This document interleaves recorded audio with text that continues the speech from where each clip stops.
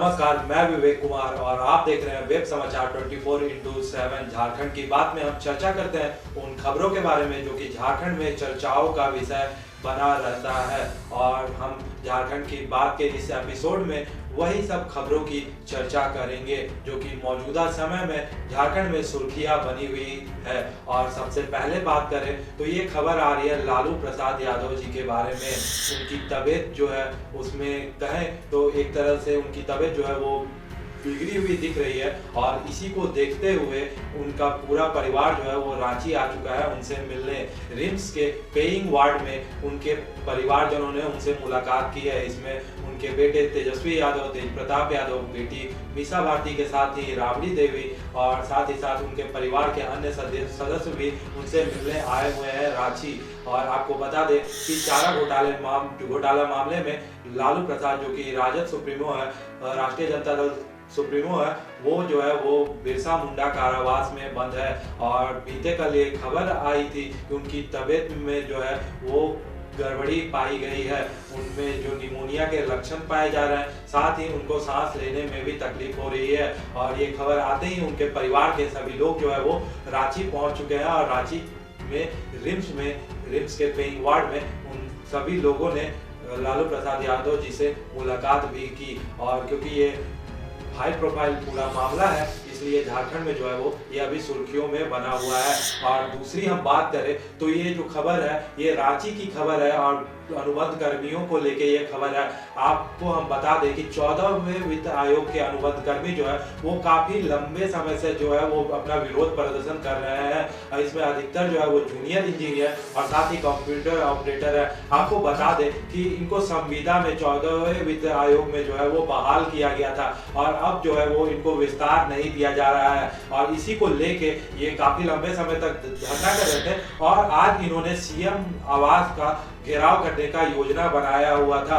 और इसी क्रम में जो है वो इन पर लाठीचार्ज हुई और बर्बरता से लाठीचार्ज को जो है वो अंजाम दिया गया। और इसके बाद से ये सवाल उठने लगे हैं क्योंकि मौजूदा सरकार जो है ये सरकार आने से पहले इन्होंने एक वादा किया था कि जितने भी कॉन्ट्रैक्ट में काम कर रहे लोग उनको परमानेंट कर दिया जाएगा। और हालात ये है कि इनको विस्तार तक नहीं दिया जा रहा है। और ये जो लोग हैं वो कह रहे हैं कि अब जो है वो आउटसोर्सिंग के माध्यम से ये सभी काम जो है वो करवाए जाएंगे, इसलिए उनको सेवा विस्तार जो है वो नहीं दिया जा रहा है। आपको हम बता दें कि इन लोगों का ये भी कहना है कि कोरोना जैसे समय में इन्होंने अपना 100% देके झारखंड सरकार के लिए काम किया और जब भी झारखंड सरकार को जरूरत पड़ी इन्होंने अपनी सेवाएं एक सरकारी कर्मचारी के रूप में इन्होंने दी। जैसे एक सरकारी परमानेंट कर्मचारी अपनी सेवाएं देता है वैसे ही इन्होंने भी अपनी सेवाएं दी और अब जो है वो इनको हटाया जा रहा है। और इस पूरे मुद्दे पे ये लोग जो है वो काफी लंबे समय पे से आंदोलन कर रहे हैं और 2000 से अधिक ये लोग हैं, पूरे झारखंड भर से ये लोग हैं, जूनियर इंजीनियर और कंप्यूटर ऑपरेटर।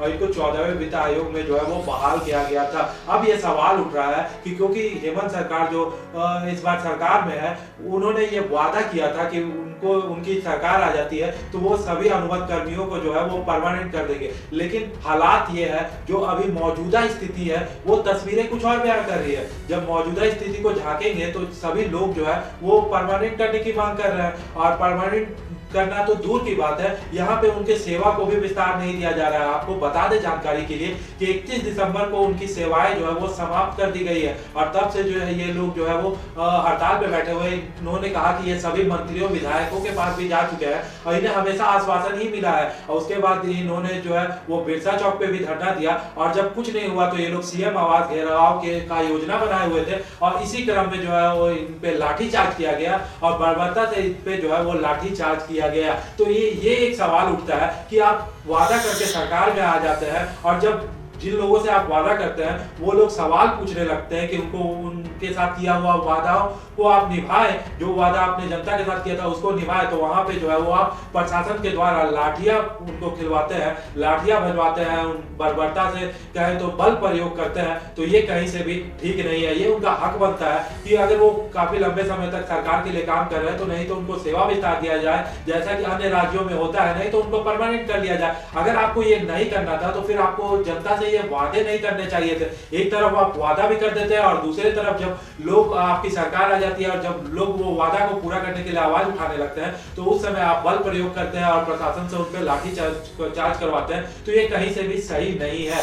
और झारखंड की बात में जो अगली खबर है वो खबर है जैक से लेके झारखंड एकेडमिक काउंसिल के इंटर और मैट्रिक के विद्यार्थियों के लिए ये पूरी खबर है। आपको बता दें कि अब जो है वो बिना विलंब के आवेदन करने की जो तारीख है उसको 6 फरवरी तक कर दिया गया है। और आपको ये बता दें कि विलंब शुल्क के साथ 7 फरवरी से लेके 8 फरवरी तक जितने भी छात्र छात्रा है जो इस साल मैट्रिक और इंटर के एग्जाम देने वाले हैं वो सभी आवेदन कर सकते हैं। और इसके साथ ही आपको बता दें कि 2 जनवरी से जो है वो जैक बोर्ड के झारखंड एकेडमिक काउंसिल के 10वीं और 12वीं के जो है आवेदन प्रारंभ हो चुके हैं। और आपको जानकारी के लिए ये भी बता दें कि पहले जो है वो 31 तारीख तक ही आवेदन होने वाले थे विलंब के साथ, लेकिन अब जो है वो इसको बढ़ा दिया गया है। और ये जो है वो स्टूडेंट्स के लिए राहत की खबर है। और झारखंड की बात में हम आगे बात करते हैं तो ये जो खबर है ये खबर आई है रांची से। झारखंड हाई कोर्ट ने रांची डीसी के साथ नगर आयुक्त को है जो है वो एक आदेश दिया है। और ये जो आदेश है वो है सभी जल स्रोतों से अतिक्रमण को हटाने का आदेश। और सिर्फ आदेश ही नहीं दिया है झारखंड हाई कोर्ट ने, झारखंड हाई कोर्ट ने ये कहा भी है कि अगर इसमें कोई दिक्कत आती है तो ये अधिकारी जो है वो झारखंड हाईकोर्ट को इसके लिए तलब भी कर सकते हैं। और आपको बता दें कि अभी हाल ही का ये मामला था कि कांके सीईओ अनिल कुमार और राजस्व कर्मचारी को जो है वो निलंबित कर दिया गया था। और वो भी मामला जो था वो जुमार नदी अतिक्रमण का मामला था। तो झारखंड हाईकोर्ट ने इसके लिए एक कदम आगे बढ़ाते हुए सीधे रांची डीसी और साथ ही रांची के नगर आयुक्त को ये आदेश दिया कि जितने भी जल स्रोत है रांची में वहां से जो है वो अतिक्रमण को जो है वो हटाया जाए। और इसमें अगर किसी भी प्रकार की दिक्कत आती है, किसी भी प्रकार की परेशानी आती है तो इसके लिए जो अधिकारी है वो झारखंड हाई कोर्ट को सीधे तलब कर सकते हैं, बता सकते हैं। और जो ये झारखंड की बात में जो हमारी आखिरी खबर है वो खबर आ रही है मुख्यमंत्री हेमंत सोरेन जी की तरफ से। उन्होंने एक प्रस्ताव भेजा है स्वास्थ्य विभाग को और इस प्रस्ताव को उन्होंने सामने से मांगा भी है स्वास्थ्य विभाग से। उन्होंने ये कहा है कि 31 जनवरी तक स्वास्थ्य विभाग जो है वो एक प्रस्ताव तैयार करके उनके पास भेजे। और ये जो प्रस्ताव है वो दुर्घटना और जो हादसे होते हैं उसको लेके है। आपको बता दें कि झारखंड में जो है वो 6000 से ज्यादा हादसे जो है वो औसतन हर साल जो है वो होते हैं और 3200 लोगों की औसतन जो जाने हैं वो हर साल जाती है। और इसको देखते हुए मुख्यमंत्री हेमंत सोरेन ने एक प्रस्ताव मांगा है स्वास्थ्य विभाग से कि जो भी एक्सीडेंट होता है और जो लोग जो है एक्सीडेंट होने के बाद जो घायल को लेके जाते हैं अस्पताल, वहां पे क्या होता था कि उनसे पूछताछ होता था और प्रशासन के द्वारा उनसे सवाल जवाब होता था। और बहुत सारे लोग जो है वो ये सोचकर किसी की मदद नहीं करते थे जब भी कोई हादसा हो जाता था कि वो कानूनी पचड़े में पड़ जाएंगे और उन्हें बहुत सारा उनका समय जो है वो जाया हो जाएगा। इसको देखते हुए जो लोग हैं वो मदद करने में हिचकिचाते थे। और आपको हम ये भी बता दें कि सुप्रीम कोर्ट के तरफ से भी और केंद्र के तरफ से भी ये कहा गया है, केंद्रीय परिवहन विभाग की तरफ से, कि कोई भी हादसा होता है और उस हादसे में घायल को जो कोई भी मदद करके अस्पताल ले जाता है तो वहां पे उनको बिना पूछताछ किए ही छोड़ देना है और उनको किसी भी प्रकार की परेशानी नहीं होनी चाहिए। ये केंद्र सरकार और केंद्रीय परिवहन विभाग और सुप्रीम कोर्ट के द्वारा भी कहा गया है। अब इसी चीज को जो है वो रांची में भी लागू किया जा रहा है क्योंकि ये केंद्र सरकार का पूरा फरमान है। तो रांची में ये पहले से ही लागू था, लेकिन एक नया चीज जो है वो यहाँ पे होने वाला है। जब भी कोई किसी की मदद करेगा, कोई घायल को अस्पताल पहुंचाएगा तो इनाम स्वरूप जो है वो झारखंड सरकार उसे 2500 रुपए का इनाम देगी। आपको बता दें कि बिहार में जो है भी ये सिस्टम है, वहां पे जो है वो 2000 राशि जो है वो बिहार सरकार की तरफ से किसी भी तरह का अगर कोई हादसा हो जाता है, वहां पे कोई उनकी मदद करता है और अस्पताल लेके जाता है तो वहां पे 2000 रुपए दिए जाते हैं। अब झारखंड में भी जो है वो ये नए नियम लागू होंगे कि जब भी किसी का हादसा हो जाता है, वहां पे कोई मदद करता है तो सरकार की तरफ से 2500 रुपए,